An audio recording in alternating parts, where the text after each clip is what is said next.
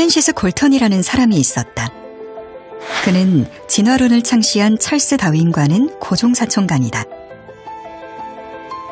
그는 다방면에 깊은 관심을 가졌는데 오늘날 통계학에서 가장 중요한 이론 중 하나인 회귀분석의 개념을 창시한 사람이기도 하다.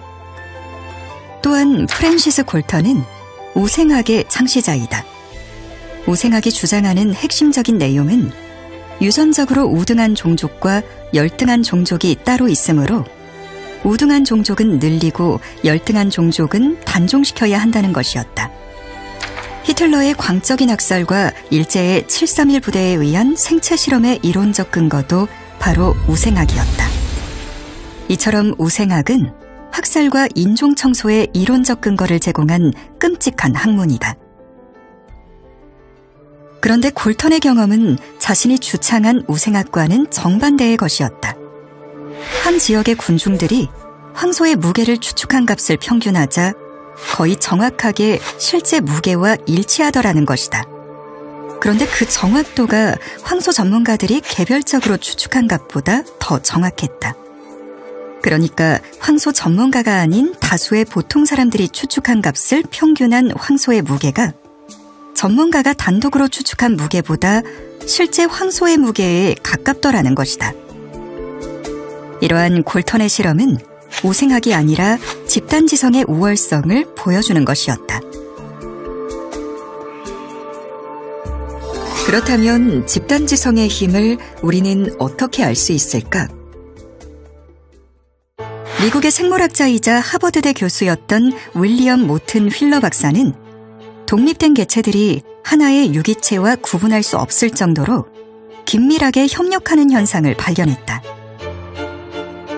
휠러는 개미들에서 마치 개별 동물의 세포들처럼 이러한 협력 과정이 작동되고 있음을 발견했는데 이를 초유기체라 불렀다. 즉, 초유기체란 여러 개의 개별 유기체가 모여 하나의 유기체를 형성하는 것을 말한다. 이러한 현상은 꿀벌이나 개미처럼 여러 개체가 모여 하나의 큰 사회를 이루는 곤충들에서 나타난다. 이들 군락에서는 분업이 대단히 엄격하게 이루어지므로 개체들은 혼자서는 오래 살아남을 수가 없다.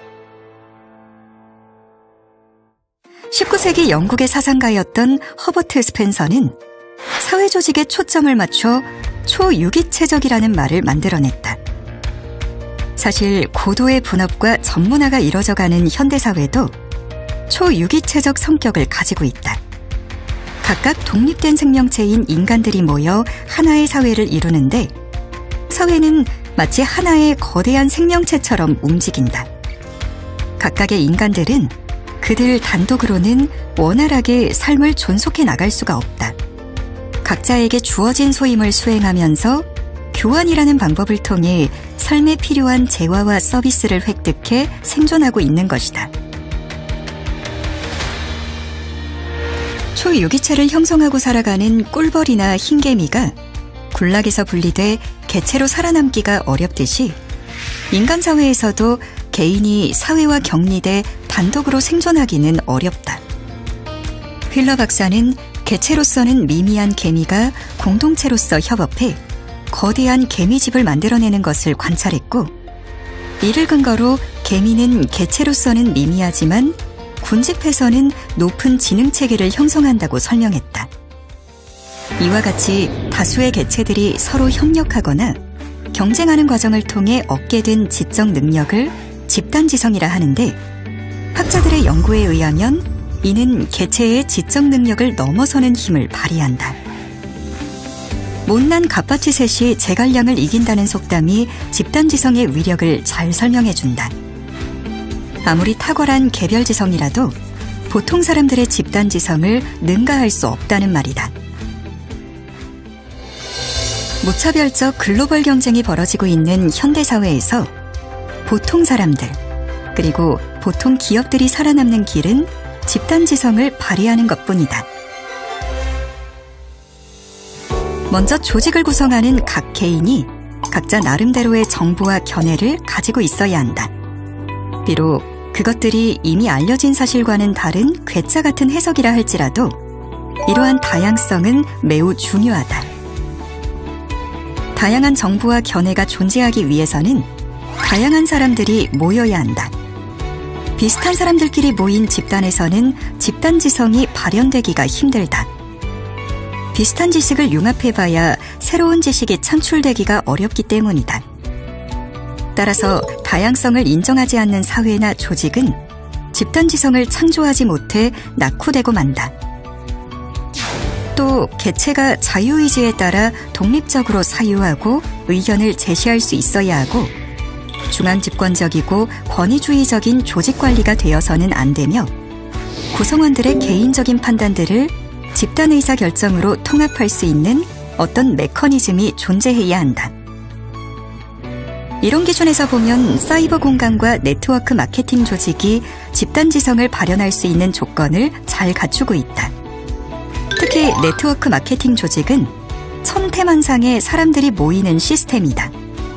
이러한 조직은 잘못하면 중구난방이 되어 소멸하고 말지만 적절한 리더십이 이들을 안내해준다면 보통 사람들이 집단지성을 발현해 상류사회로 올라갈 수 있는 사다리가 될 수 있다.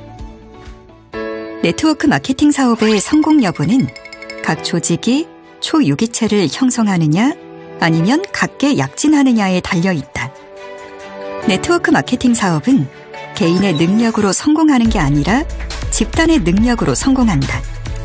따라서 집단이 초유기체를 형성하면 성공하고 제멋대로 행동하면 성공하기 어렵다. 이런 맥락에서 제잘난 멋의 독불장군처럼 행동하는 사람은 자신은 물론 다른 사업자들의 사업까지 망치는 존재가 된다.